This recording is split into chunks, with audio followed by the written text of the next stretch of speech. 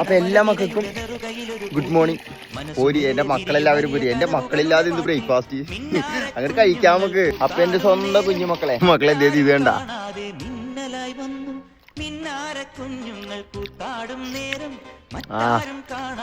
ഉപ്പുമാവിന് ഏറ്റവും ബെറ്റർ കറി തക്കാളി കറി മക്കളെ. അത് ഉപ്പുമാവ് വെറുതെ കഴിക്കാൻ പാടില്ല. ഉപ്പുമാവ് കൊണ്ടുവന്ന് അതിന്റെ മുകളില് ശകലം പഞ്ചസാര ഇങ്ങനെ വിതറണം. വിതറിയിട്ട് നല്ല തക്കാളിക്കറി ഇട്ട് ഒരു പാത്രത്തിലെടുത്ത് ഇങ്ങനൊരു പിടുത്തം പിടിച്ചാല്